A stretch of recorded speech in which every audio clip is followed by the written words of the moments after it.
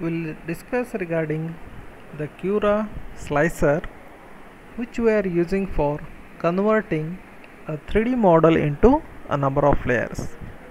We'll be having the screen of Cura now, which is having a version of 15.4.6.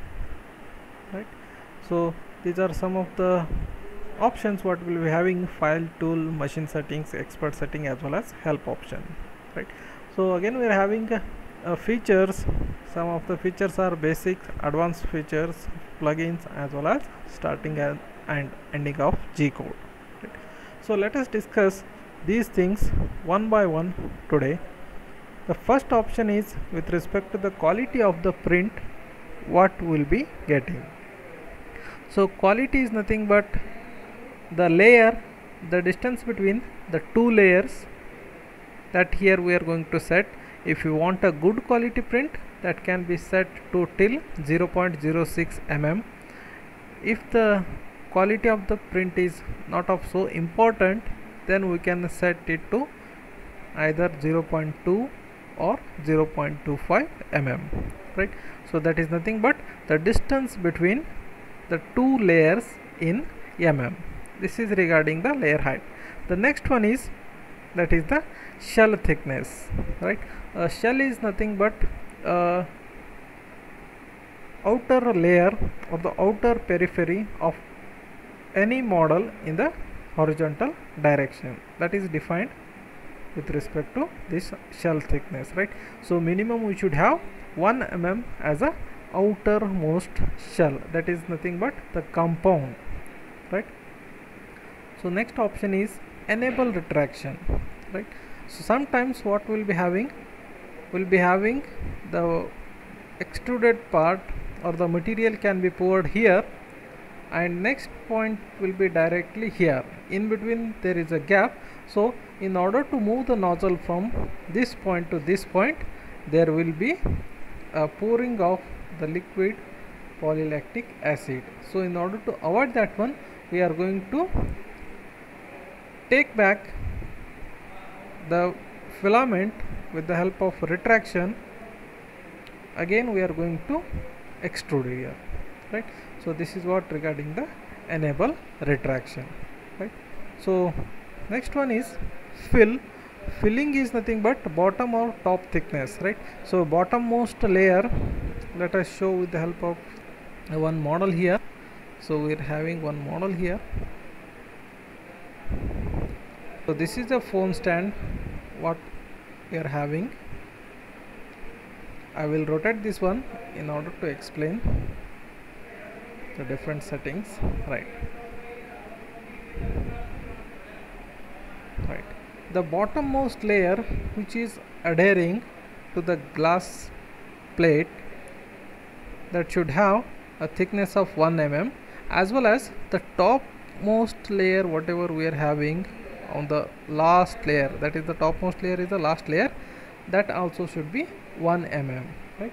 So this we are keeping as a 1 mm in order to improve the outer surface finish, right? So that is the intention of this bottom or top thickness, right? So in between the top and bottom layer, whatever the filling percentage we may have, whatever the thickness we may have. Next one is filling density, right? So here I have kept it as 80%. I can reduce it to even 20% also, right? So initially it is showing 3.3 hours 55 minutes. When I am going to reduce it to 20%, so it will show the lesser time. Now it is showing 2 hours 35 minutes, right? So what is the change? What is the change we are going to observe here is that can be shown with the help of this layer option. Here it is going to visualize, it is going to give the visualize for us.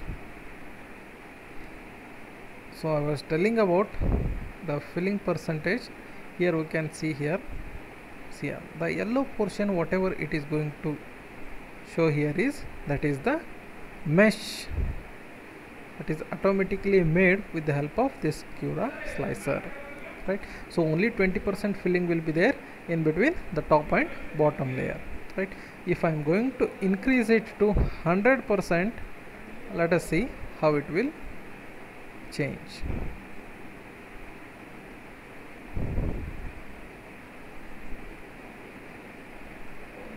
So this is the number of layers. Totally how many layers will be having? 166 layers, right?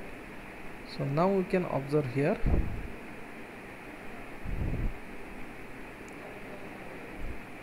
So it should reach to 100%, then only we can visualize easily. As I have put it as 100% here, then there will be no meshing observed in between the layers. See here, everywhere it is showing a filled yellow portion, not a meshed portion. That means the inside material will be completely filled, right? So this filling percentage we are going to reduce in order to reduce the time of printing, right? So now by keeping it as 100, we'll be getting printing time as 4 hours 20 minutes, right? So this one I will be keeping it as 20 only in order to reduce the printing time, right? So next one is the printing speed, the speed at which the tool can be moved. A tool is nothing but the nozzle, right? The speed at which the tool can be moved for printing purpose, right? So this will be indicated in per second, right? So minimum we can keep it as 20 and maximum we can keep it as 150 per second, right? Whenever the speed is going to be increased, then obviously the print quality is going to be reduced, right? So we need to compensate in one or the other manner, right? The printing temperature, this is the very important parameter in the Cura software. Printing temperature is the temperature at which the material is going to be melted, right? So for polylactic acid, that is a PLA filament, will be using 210 degrees Celsius as a printing temperature. This is in terms of degree Celsius. Similarly, we can heat the bed also in order to improve the adhesion property between the material or the first layer with respect to the glass plate, right? So I am going to heat the bed to 40 degrees Celsius. Next one is support type. So this is very important parameter in the Cura software, right? So in order to print this mobile stand in the horizontal position, I don't need any support because there is no overhanging portion. So let us see here. So here, even though I will be keeping it in overhanging position, it is showing that no overhanging section is there, right? The same thing, if I am going to rotate it to 90 degree, now I will change the setting. Now I will change the setting to overhang portion.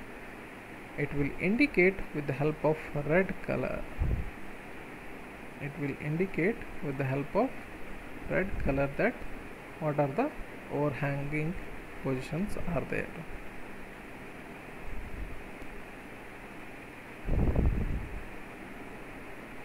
So some problem with the overhang view is not working due to lack of OpenGL shaders, right? So shaders are not available, so it is not working. So now the problem in the case of this support type is, in order to print this overhanged section, I need some of the layers, right? So let us see these things with the help of layers. If I give the everywhere support, how it will print. See here, see here, whatever this portion is there, that is the meshed portion. The number of lines whatever we are going to observe, that is nothing but the support, right? So that will be the weak support that can be broken down once the print is going to be completed. See here, for neck also will be having this much of support. So in order to build the bottommost layer of this hand, particular hand, so I need the support from this portion to till here, right? So this is the weakest member that can be broken down once the print is going to be completed, right? So it is going to be lowered in this manner, here. So this is the meshing portion, the percentage of filling portion, and this is the support structure, right? So now what I will do is I will remove this support, I will make it as none.